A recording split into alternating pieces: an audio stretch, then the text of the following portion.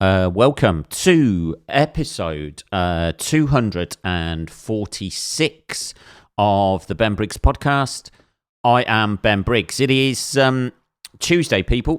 Tuesday, the 6th of December, 2022.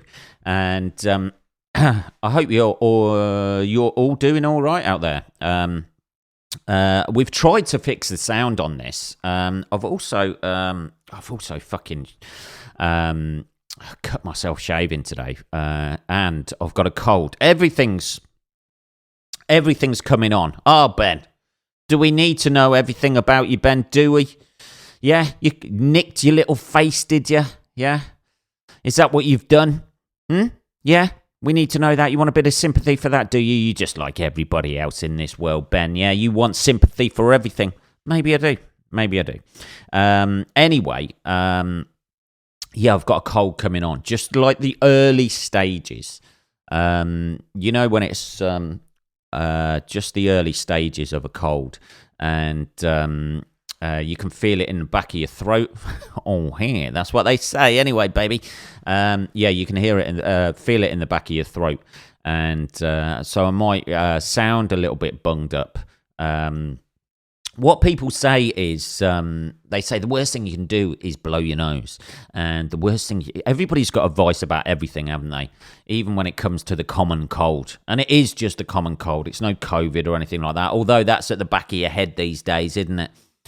Although I don't know anyone who's had COVID this year. I don't know anyone who's had COVID this year, to be honest. Or who's had it legitimately. I don't know. Yeah, I don't know. It's died off a little bit. Maybe it's making a comeback for the winter. I don't know. Or maybe this is just cold because of... I got freezing cold the other day. I don't know whether that does it or not. I don't know. It's just a chill or something. But everybody tries to give you advice about a cold, don't they? What you need to do is just let your nose run. That's what somebody said to me before. Just let your nose run. That's what you want to do. It's your body's natural way of getting rid of all of the virus and the flu germs out of your body. Just let your body just run every single orifice. Just let it run. Who's going to do that? Who's going to walk around? I'm not like a child at nursery. There's always some child at nursery with crusty shit hanging from their nose, isn't it? You know, maybe like a lazy eye as well with a patch over it. I don't know. Do people still do that these days to cure a lazy eye? Or are they just let it go and then that person can get sympathy for the rest of their life with a lazy eye? I don't know. But yeah, people say just to let your nose drip, which is fucking disgusting when you think about it, isn't it? You just, oh, what's happening with Ben today? Oh, why is his nose fucking dripping? Oh, he's got a cold. Oh, that's okay then. That's fine. Just come up and hug somebody, dripping your nose on their shoulder. I don't know, people. I don't know. Yeah, so I haven't taken anything for it either. I've had a couple of cups of coffee. I haven't made a coffee or a tea for this podcast. We're going to go throughout without anything. So, bear with me. That's what I'm saying. Just bear with me. I've also fucked up the timer on this. Jesus. There we go. We've just changed it. Fucking great. Yeah. So I'm suffering a little bit at the moment. I know there's people out there going, "Oh, it's just man flu." Yeah, it might well be. It may well be. But I'm going to make the most of it, and. It's nice sometimes, isn't it? I think it's quite nice sometimes having a cold. You know, you come in, you're freezing cold, you have a nice hot bath, you wrap up, you're on the sofa. You know, like some sort of woman in a rom-com who's just been dumped. They always do that scene in a rom-com, don't they? Like the sofa scene when she's on there looking wistful. some model-looking film star. It's totally not like the real world, is it? Some model-looking film star sitting on a sofa feeling lonely, where she can just walk out the door and get hit on in the real world about 100 times before she's got to the end of a road. But she's there looking lonely, and we're meant to feel sorry for her. That's what we're meant to do, isn't it? Yeah. Jennifer Aniston, sitting on the sofa on her own, all lonely, teary music playing in the background, and we're meant to go, oh God, I really feel for this character as I'm laying on the sofa, snot dribbling out of my nose. Not that I watch that many rom-coms, but they always have the same formula, don't they? They like somebody, that somebody turns out to make a mistake, that they're somehow misconstrued. They think they're an arsehole. They take every single rom-com is taken from Pride and Prejudice, isn't it? That sort of Mr. Darcy sort of like character, the confusion. Is he a nice guy? Is he not a nice guy? He seems a bit standoffish. Every single fucking rom-com's like that. And they all get together in the end. I'd like to see a rom-com that's like real life. That's what I would like to see. Where two people, they start dating and they get together. Things are going really well. Somebody does something that's misconstrued, and then they never talk to each other again. And then 8 years later, they have an uncomfortable meeting in a supermarket. And the woman's got about 3 kids around her, and the guy's just there looking like shit. That's it. That would be it, wouldn't it? And they have to have a weird conversation of, oh, hi, how are you? What are you up to these days? And they both want to leave because they're both not particularly happy with their circumstances. She settled for a guy who seemed okay, but he was boring as fuck. Banged out 3 kids thinking this would be the solution to my loneliness. And it's not. And he's just there working in the same fucking job. Wearing the same outfit that's just 8 years older. Ripped jeans now, and the shirt, the collar's gone all up at the sides. You know, it's all wrinkled. He's still there, thinking he looks good. Yeah, that's the sort of rom-com I want to see. And then they both go home, and it just pans into them, just staring at the TV as they're on their sofa. Kids running around her. She's not paying attention. He's just sitting there, just thinking those kids could have been mine. You know, that's the sort of real life rom-com I want to see, or you know, or they're both in relationships that they fucking hate with people who look vaguely or remind them vaguely of that person. You know, that's never going to happen, is it? It's got not much of a sales pitch towards Hollywood on the end of there. But I tell you what. I would walk away from the screening of that and think, yeah, I don't feel so bad about my life. That's all rom-coms do. They just make you feel... If you're single and you go and watch a rom-com, you're essentially self-harming. Because everything works out in the end, doesn't it? In Hollywood rom-coms, everything gets ironed out. There's no... everything's wrapped up in a nice bow at the end of it. And life's just not like that. There's frayed edges to every single relationship that anyone has ever been in, hasn't there? Nothing is tied up neatly in a bow. That bow is like, you know, it's just folded over the top of the box. The box is half ajar. You know, everyone's still thinking, well, if I get desperate enough, I could probably go back there. But I'm looking for something better. But hold that. It's very much like game shows. In it, you're safe. You've got that now. You can go on to a bigger prize. We're going to try for the bigger prize, but we definitely don't lose that. Yeah, is that right? I don't know, people. Anyway, yesterday I did, oh fucking hell, yesterday I did a gig yesterday which was really nice.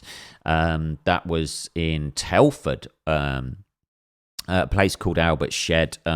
It was a really cool, it's really cool venue, and it was a nice gig. But driving home, you have those cringe moments, and this was a cringe moment for the gig I did on Saturday. I know, it just came back in a flood, and I was like, oh fuck. I'd remembered it from Saturday night. Driving home Saturday night, I was thinking about the gig on the way home, because that's what we do. You just analyse the gig on the way home, and depending on how it went, depends on how loud you have the radio. If it's a bad one, you'll switch the radio off because you don't deserve that radio. And drive home in silence. Just the pain of it. And if it's relatively good, you'll have the radio on a little bit and just listening in. And if you've had a good one, you're blasting out the radio, blasting out some tunes on the way home, just to try and fucking work off that adrenaline rush you've got. So that's how I pitch a gig, by the way. If I've had a good one, I usually drive home blasting out the radio, and if I've had a bad one, it's silence. So if you see me driving around in silence, if I get out the car and you don't hear it coming up the road, then you can safely say that it's not gone. The material's not gone particularly well that night. There ought to be a scale. That's it. A decibel scale that comedians conform to with regards to how well their gig has gone and what sort of music they're listening to. I listen, a good gig on the way home. You're looking at "Don't Look Back in Anger" or anything by Oasis, Nirvana, bit of AC/DC in there, maybe. Something with a bit of kick. All the way down to silence, and then in the middle, a middling gig will probably be just before the silence. I think if you don't actually die completely on your ass, I think the stage up from that is Radiohead. That's what you're looking at. Street Spirit by Radiohead. A little bit better than that would be, like if you've had a good gig and it's been all right and that sort of thing. You need possibly a little bit of Blur in there. So anyway, make up your own things for that. But that's how I deal with it anyway. I mean, it would seem better to drown out the screams in your head on the way home from a bad gig with a bit of like fucking heavy metal or something. But you just ain't got the motivation for it to sing along when you've fucking had a bad gig. But anyway, Saturday night. This only happened I only realised this on the way home Saturday night. I should have talked about it on the podcast before, but I forgot about it. And then I remembered it last night on the way home from last night's gig. Saturday night, I was obviously in Hull Saturday night. I was talking to the crowd, and just, well, you say talking to the crowd, you just want a response, to a bit of material, so you relate it to the crowd. You're expecting them, and I was talking about putting on weight when I was in lockdown. Like, I put on about 1.5 stone in lockdown, and I was talking about that, and I referenced it into the crowd, and some woman in the crowd said, oh yeah, I put on about 2 stone or something like that, and I was like, oh well, you know, guys put on weight or whatever, because people, she looked like a guy, so I said that, and she goes, oh, I'm a woman, and I was like, and I kind of messed around with that a little bit, sort of like saying, oh, sorry, you know, like, lights are bad in here. The lighting was terrible. I could barely see her. And but she looked like a guy to me. Anyway, I didn't realise, obviously, it's 2022, and this is where the cringe factor comes in.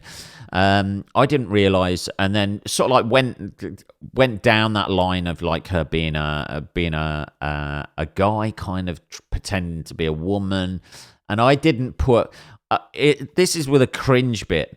Well, I didn't cringe at the time because I didn't connect the dots. I didn't put the two together. And I still don't know whether this is true or not, by the way. I don't know whether she was a trans woman or she was a guy fucking around or actually just a genuine, a cisgendered woman, genuine woman. Oh, God, that's going to get me in trouble. Or whether she was a cisgendered woman. So I've got the three options there, and I still don't know which is which. She said she was a woman, so I will say she was a woman. But she looked very much in the darkness, like a guy. And like the way it went, and I thought she was kind of fucking around with me at the time. Because I'm on stage, obviously you're in that fucking zone. You're in the zone of doing your material. You just want to throw something out from the audience, deal with whatever comes back and that. And my mind wasn't in that area, and it kind of I went, oh, right, I kind of was like surprised by it, and this is where you can fuck up. I was kind of surprised by it, and I'm cringing just fucking saying this now, man. And I went, a woman? Are you sure about that? And she went, yeah, I'm sure about that. And I was like, oh, right, you kind of look like a guy, and it kind of went weird in the room. Because I was like, are you sure you're not... Are you fucking around with me right now? And it kind of went weird in the room, and I didn't connect the fucking dots that, like... She may have been a cisgendered woman. I didn't ask. I didn't delve into her past and say, can we get the house lights up here, please? Can we just, put some lights on that lady over there? And we will decide what you are. You will not decide yourself. I didn't do that, obviously, because... Come on, let's have a look under the table. Let's see what you pack in there. But I didn't realise this. So I just went through it on stage and that sort of thing, and then kind of dug my way out of it. But I hadn't realised at the time. I just thought the audience were like, well, she's clearly a woman, so... what the fuck? Because I couldn't really see her in that, and I know I'm over-explaining this right now. I even know that I'm over-explaining this right now because you got to be careful these days. But it was a genuine one of those moments where I was like, is she fucking with me or is she not fucking with me? I don't know, and I didn't even twig that it could. That they could... Jesus Christ. I'm fucking digging myself further and further into a hole here. That they could have been a trans woman. I just didn't connect that at all at the time. And I remember digging my way out of that and making it comfortable in the room just by fucking around. And then I went back to it later on. It as in the situation. I went back to the situation later on when I was leaving the stage and said, thanks a lot, you've been lovely, sir, madam. Thank you, you've been lovely, and just like fucking around and stuff like that, and it was okay. I obviously went up to see the Michael Jackson impersonator, came back down, the second section started, and I went. And then I get halfway home from Hull. I'm listening to a little bit of music, so the gig's gone all right. And I'm listening to the music, and it suddenly hits me, and I was like, oh, fuck. Oh, shit. And I had like just a shiver go down my spine, and I just went, oh, fuck, I'm pretty sure that was a trans woman. I'm pretty sure in front of an audience... I've just gone, because I was mulling over and thinking, why the fuck did the audience get weird at that? They like seem to clam up. You can just feel it from the stage. They seem to clam up and that, and people were like, And I was like, why did they do that? Like, it's a woman. I've made a mistake by calling her a guy. And then I've just mucked about with the facts, like you would, like that she's a guy, and I've just mucked about with that fact, and the audience got weird, and then I connected the dots, and I was like, oh fuck, man, I didn't even realize, and God bless her. If that is the case, I'm still not sure. But I believe, like, I know this isn't nice to say if it is a woman or whatever, but she had a bald patch at the back, and that could be for other reasons. Obviously, I'm not just like saying that, but like there's triggers there to let me know.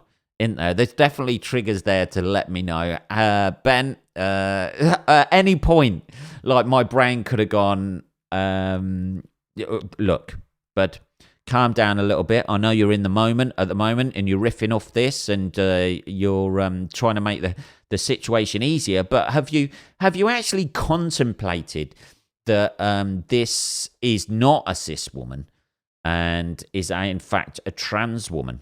And I'd have gone, oh, right, okay, and your approach would be different. I don't know, because you're not going to, say the fact, come on, sir, and fuck around with that, are you? And, so when it hit me and I was driving home, I was like, oh, fucking hell, man. And I was like, oh, God, that must be it.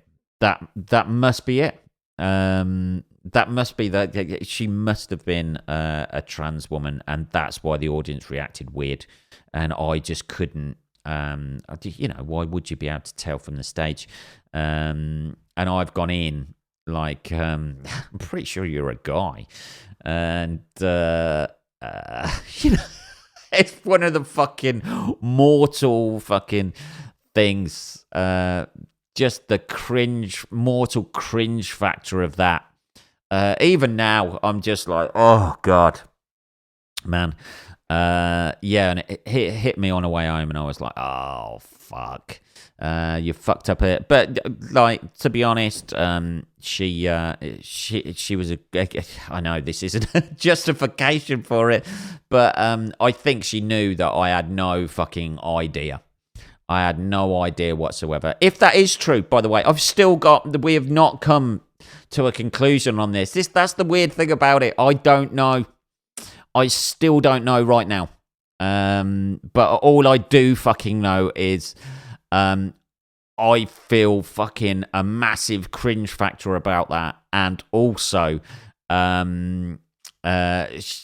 she took it in incredibly good graces. And oh, fuck. It's going to be one of those things where I'm in the shower where it hits me again in 6 months' time, and I go, oh, fuck. I remember that. That was painful. But the lack of knowledge on my part about it is... I mean, it could have gone worse. I could have gone, I'm pretty sure you're a guy. Come on, clear the room. Clear the room, stick the lights on. Let's focus it on this lady, apparently. And, mistakes are going to be made, people, aren't they? I tell you what, it does just go to show that people, not everybody jumps on everything. You know what I mean? There's a massive hysteria at the moment around trans issues, and particularly... not so much a hysteria, but like a hysteria with the way how people think trans people react to things, and they think they're going to jump on you and stuff like that. And everybody makes mistakes. Like there's that sort of thing. But that's if it is a trans lady, or if it's if it was a cis lady, fuck her. Dear. I'm joking, of course. Anyway, so that was my cringe factor of the week. which no doubt I will be reliving at 6-month intervals from now until I get Alzheimer's or something like that. Anyway, yeah, that was fucking painful. Anyway, it's just the realization of things like that, where you get that cringe factor about stuff, and we all have that about things. I don't care how fucking high and mighty you think you are. We all get those situations where we have a cringe factor and we're like, oh, God, I can't believe I said that. Or I can't believe I did that. Or, oh, God, I just swallow me up. And I just don't want to have anything to do with anybody for at least 2 weeks. I shouldn't be allowed out in public for at least 2 weeks because of that. That's what they ought to do. There ought to be a thing like, that you can lock your phone up at gigs. There ought to be that. If you do something cringy, you ought to be able to take time off work or time out of, just hey, we'll have a time out over here, please. Just like at a basketball game or something.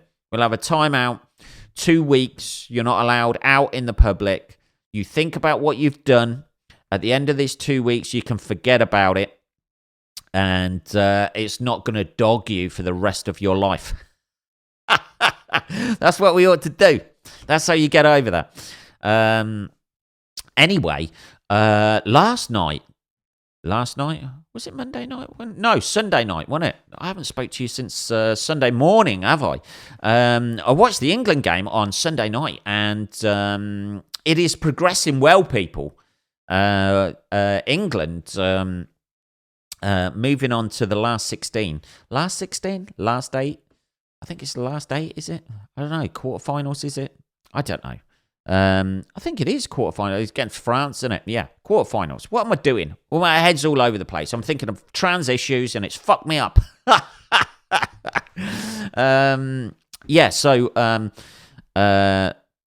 Yeah, we're through against France. I watched the England game. I'm not going to lie to you. I was sweating a little bit. I was sweating a little bit when in the first half, the first 30 minutes.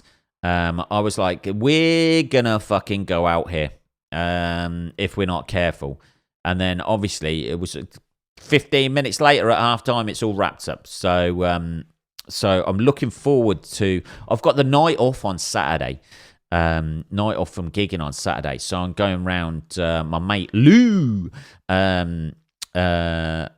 house to watch the game. So I'm gonna, it's getting to the stage now where at any moment the dream could be over.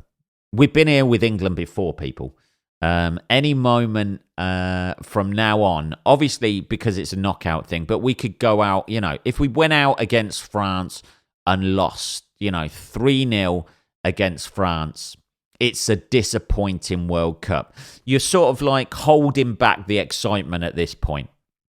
You're just like, oh, come on. You're nervous, you're worried, you're holding back the excitement. And then you're just hoping to get through to the semis. So, everybody starts getting a little bit excited. But maybe it's an English thing. I think it probably is an English thing because we're like, don't get too excited. We're bound to fuck it up. That's the, we've got people in this country who just go fucking ballistic every time England win a game. But normal, not mentally ill football supporters who support the England team, we're quite pragmatic about it. Let's all settle down. Yeah, we beat Senegal 3-0, right? We've got France next time, the old enemy.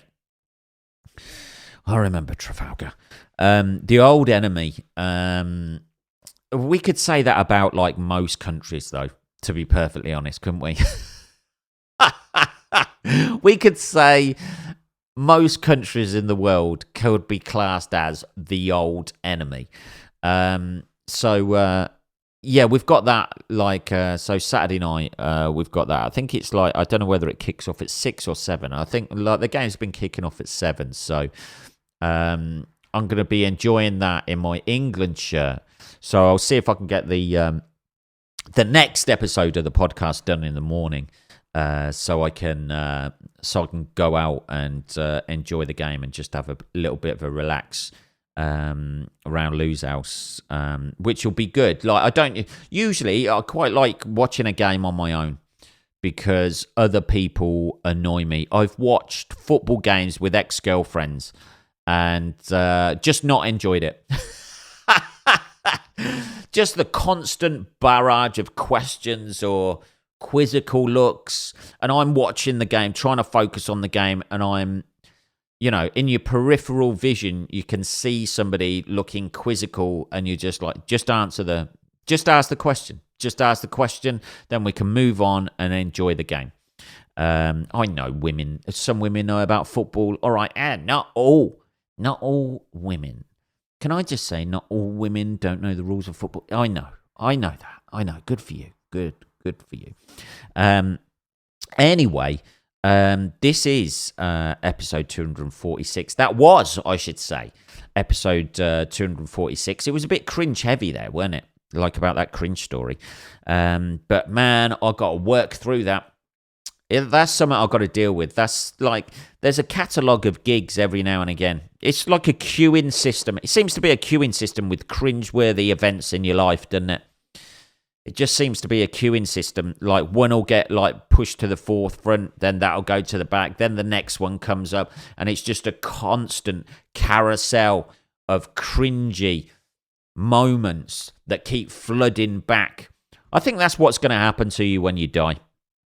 Just all of you, everybody says, like, when you die, you get that, hey man, you get your life flashes before your eyes. No, in my luck, it'll be all the fucking cringe-worthy moments in my life.